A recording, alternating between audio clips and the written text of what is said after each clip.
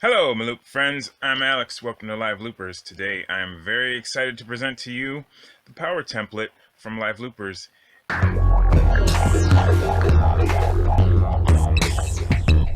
Most recent video on the channel, the cover looks a little something like this, and it is a demo of using this power template. If you would like to just see it in action and hear some music, and not so much talking, then that's the video for you. We're going to be talking, we're going to be getting to our ideas, talking about all these wonderful ideas. Even if you don't use templates, if you use Loopy Pro, you will want to check out some of these ideas, incorporate them into your own workflow, however you want to use them. It's yours now. Do what you want. Two details that I need to go over before we do the template. One, I have broken this template release into two template releases because I felt like I needed to. It made logical sense, a logical breaking point, to break this into two templates. This first release will be the Power template itself, and the second release will be the Power Plus template. And the difference between the two is that this one I have gone in and stripped out everything that you would need to pay additional money for. There are extra plugins and enhancements that I think add a whole lot to Loopy Pro that I highly recommend. Then they're not very expensive, so you might want to check the next video out on Live Loopers and see what some of those are and why I recommend them so highly. But this one, all you will need is your iPad and whatever you connect your iPad to a speaker with, and a few audio units that you can get for free. And that's it. You don't need anything else. Second important thing that I need to go over is just that this template is a little bit incomplete, and I apologize deeply for that. I really was trying to find a way to be able to put out everything, the whole thing, but there's just with audio units, I can't figure out how to export whatever's inside them in such a way that you can then import them. So there are two buttons here, drum pads and loop control, that open Loopy Pro audio unit modules instances that have cool things that I can do. I can later show you how to make those stuff so that we can all get on the same page. But yeah, a little bit incomplete, sorry. To begin, when I say that I can just show up and play a whole show without needing anything else, I mean just this iPad mini. I just show up with this iPad mini and an instrument cable, and that is it. I don't need a dongle, I don't need an interface, I don't need, my MIDI controllers even. Are you kidding me? I can play my synthesizer without bringing my synthesizer. What even is that? And that is largely due to two main evolutions in my workflow that I am going to begin with. I know you're supposed, in YouTube, you're supposed to put the big stuff at the end and you kind of build to it, so make sure everybody will watch the whole video and everything. But, I can't even bring myself to do anything the right way. So whatever, we're going right into the meat and potatoes right up here, right up front.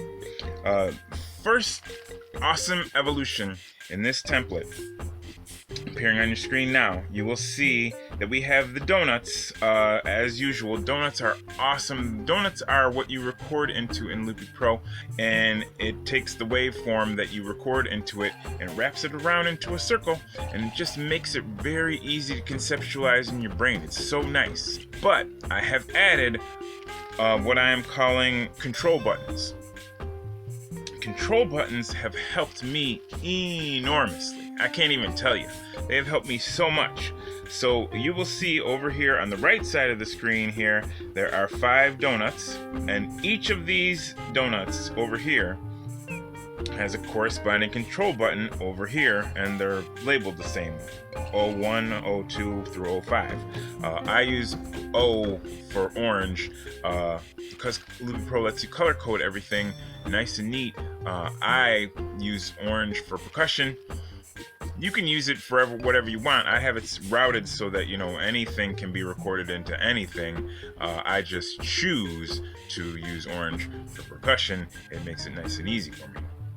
And what these control buttons do, each control button has 5 functions, 5 things that it can do. And I'll just go through them by telling you the evolution of how it happened. First thing was that I was finding that for donuts, I was having difficulty just flushing them. I flush them often. I need, like, I'll have something recorded in a donut, and I need it to go away, and I need it to go away quick, and you can just sort of like do a hard swipe down, and you can press yes, I do wish to delete this, the confirmation thing and everything. I was like looking to skip that confirmation, and so I just ended up making a control button just for the purposes of being able to swipe down on that button and flush the loop without having to confirm or anything. Worked great. Okay, so swipe down on a control button, just flushes whatever's in there. Next thing I noticed is I was having a little trouble on these donuts boosting the volume, which is something that I need to do once in a while. Not super often, but often enough that it was causing me problems. So I figured out that on this control button, I can make it so that an up swipe, you swipe up, will boost the volume on that donut by 2 decibels. So easy, so quick. Like if I make a donut recording and the volume's too low, swipe up 2-3 times, however much I need. You know, it goes up 4 decibels, 6 decibels. It's just quick and easy. And then I figured, hey, while I'm at it, you know, every once in a while, barely ever, but sometimes I need to turn the volume down. So I'll make a corresponding down, but like swipe down was already taken. So I made swipe left down, and yes, I admit that's a bit confusing. Up to boost the volume and down deletes everything. That's probably, I don't know. If you don't like it, you can change it. You can go into the thing and change it to work the way that you want it to. But for me, I've evolved this way and it works fine for me. I got used to this workflow and I just super fast, you know, up the volume. I need that often. Don't need turn down the volume very often, but when I do, just swipe left. I was like, while I'm at it, let me just make it so that I can press the control button and start the recording action. That's great. That's a cool help. Yeah. And then, as an afterthought, wasn't even just, I was like, I got one more function that I can use. You know, swipe right could do something. What do I need to do? And I, you know, was thinking, let me just, you know, set it so that it can play and stop. And I set it so that it will play and stop immediately. No count out, no nothing. Just, I don't like the count out. I'm impatient. I didn't even think it was going to be that handy. I just did it. I was like, you know, whatever. And then, then it was there and available for me to start using. I noticed I started using it constantly. So cool. So those are the 5 control buttons for Screen A. Screen A is just what I use for doing percussion. Make a quick percussion track to build over top of. Usually, you don't even have to make the song in any particular order. You make the song in the order you want them. You do what you want. But that's page A. Page B, I apologize if this looks intimidating. I have gotten so used to it that to me it's not intimidating at all. But like for new people, this might look like, oh my goodness, but it's really not. We're gonna simplify it. Really, most of what it is just it's a whole bunch of donuts that you can record into, and they're color coded. To me, I have the way that I like to use them.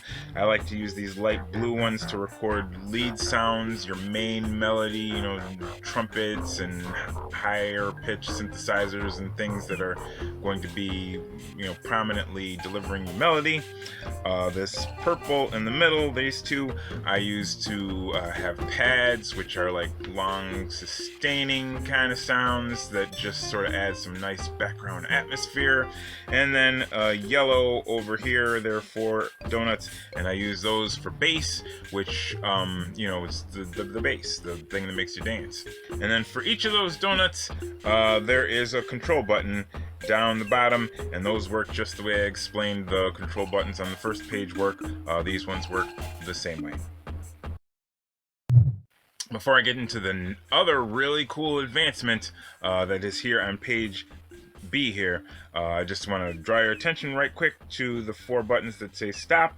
If I press the light blue one, then everything in light blue just stops instantly. Yes, if you set it to count out, then it would, you know, shut up nice on a nice even loop boundary. I don't dig that kind of stuff. I can wait for the loop boundary myself. I kind of like to feel it out and then press it at the right time. But the other really cool advancement, and the thing that allows me to do so much with so little gear, is that up here in the upper left, direct your attention, there are buttons that says bass 1, 2, and 3, and lead 1, 2, and 3, and so on. Those activate the different audio units, the different instrument voices that I use. And I have set those up also so that they have button presses and swipe actions. The button press will turn that instrument on and off. It'll like mute it and unmute it. So if I am bringing my instrument controller, I can just unmute a whole bunch of instruments, I can like multiple ones at once, and then I can play multiple instruments at once. That's so fun. Then I realized, hey, I can use a long press to pop them up and down, and I also set a second action when it pops them up and down, it mutes and unmutes them, because that was handy at the time I was doing it. But then I was like, well, sometimes I want to mute them and unmute them, and sometimes I just want them to pop up and down. So then I realized, ooh, like swipe up opens the instrument, swipe down closes the instrument. Before, I was having all kinds of trouble figuring out which instrument is which. There was this row down at the bottom, and like, you know, you just pop up, you know, you had to figure out which one is which to pop it up and pop it down, and I just couldn't even keep track. It was like, ugh, and it was just taking up a lot of space for, like, you know, having 10 instruments. You have like 10 different things down there, and I was just like, oh my goodness. Now I have none of them. I just press the little you know, eye with the strike through it, and just get rid of all that. And now it's just so easy to know where my instruments are, which ones I need, and you know, for each template, I just put the 9 instrument voices that I'm going to need. That is plenty for me. And yeah, so like my main leads, you know, just open it, close it, open it, close it, open it, close it. So easy. Makes it that much more important that I have like easy instruments to use. So that's why a couple videos ago I made that video about like input modes, because now that I am actually using the touchscreen to play all these instruments and not even my controller anymore, things like GeoShred and BeatHawk that are very easy for me to input the right notes that I want very easily become so much more valuable. But I do not have a BeatHawk or a GeoShreds in this, because the power template, I have it set so that it has 3 different audio units, 3 instances of each, because each one is available for free. They all have extra stuff that you can buy, and I recommend buying them. But these 3, which is the Overdrive Synth by MobiPixel, oh my goodness, I love the sounds of this thing so much I can't even tell you. And I love MobiPixel's YouTube channel. So it just inspires me. I go there and I get inspiration, and I'm inspired. And then Synthmaster by KV331, or Cool, or however they're intending for that to be pronounced, but that's a great synth that you can get for free. And the other one is World Synth, which I have talked about in previous videos in this channel. It's very cool, and you can get that one to start for free. If you don't want to use either of these 3 audio units, you just swap them out for the ones that you do use. You know, do what you want. But anyway, that's the B screen. Awesome. C screen we're gonna skip over because it looks kind of intimidating, and it might actually be kind of intimidating. I mean, it's really, even if you don't want to like learn all of this stuff, I would just say right quick that these rows of pads will let you play with the sounds that you already made, and just touching these pads, you'll have tons of fun. It's just a fun thing to play with, even if you don't fully understand what's going on or intend to record those and play them back or whatever. It's yeah, just C screen. Just think of it as a fun playground that you can use or not use.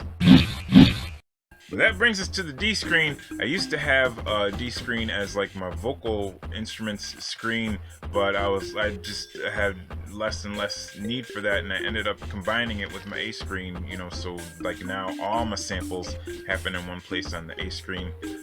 That's cool. But now my D screen is something new and interesting and kind of cool. I don't use it that often. I don't make it over here to D screen a ton, but when I do, it's kind of handy to have. The main thing on it is transposing, which I don't do a lot.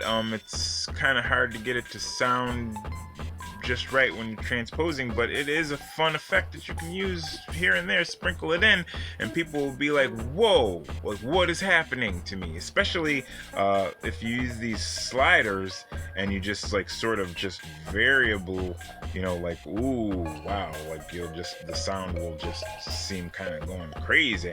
And then for each of these 4 sliders, which work for the 4 different colors, there is a 0 button where you can just press the 0 and you get it back to not transposing. And then you can transpose up by steps of 1, 2, or 12.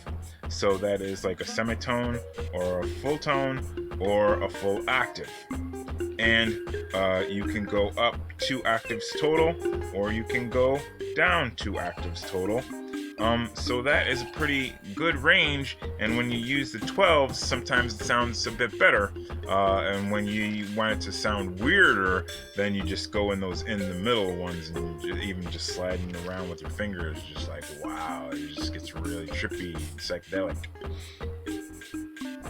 Along the bottom, there are some reverbs. Reverbs are cool. You know, the reverbs. They can make you sound better than you actually sound. In the color coding all along, anything that affects like all the colors, I have been coloring white, and so there is a global reverb that raises all of the reverbs. Or you can just individually do the reverbs on any different color. That's kind of cool, but if you direct yourself over here to the right side, this is one of the other really cool improvements that I have made, which is the Group 1, Group 2, Group 3 buttons. So what those do, if we go back to screen B for a second, if you hit the Group 3 button, then everything along the bottom here will start playing. So you can use these stop buttons to start and stop a different color, but you can use those group buttons, Group 1, Group 2, Group 3, which represent the top, the middle, and the bottom. And it also works over here on the percussion a little bit. It works a little differently. It's kind of, play with it, see if you can figure it out.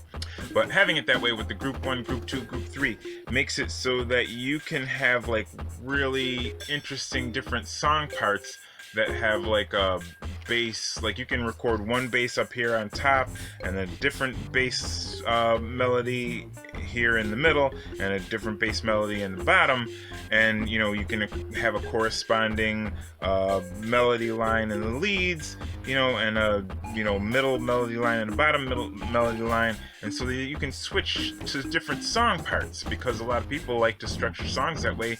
And you know, if you play around with it, you get really interesting results. I like to use the middle as like for like a breakdown. I like to like just have very sparse and you know, very sparse percussion and stuff in there, and very sparse melodies. And so like I'll have a more intense song going in the top and in the bottom, and then swap back and forth between top and bottom, and then like just, you know, you just slam that breakdown in there right at the right time, and it's just like, ooh, it's just very this template can do all kinds of cool things. Play around with it, see what you get. I think you will love it. I love it. I have the Power Plus template coming up, which I will explain to you some other enhancements, things that extend Loopy Pro abilities just a bit that I think are very cool. You can find this template on liveloopers.com under the goodies tab, and I am also collecting templates that other people from the community are putting out. Even if you don't use the template, like, you can incorporate these into what you're doing, because this just makes things so easy. Oh my goodness, I am having so much fun with Loopy Pro, just showing up with just an iPad. Just an iPad. Play a whole show. This is what I have to pack up. This. Can't even believe it. All right. Thank you very much for watching. Like it if you liked it. Almost 1,000 subscribers. So pleased about that. And loop on, my loop friends. Loop on. And on and on and on.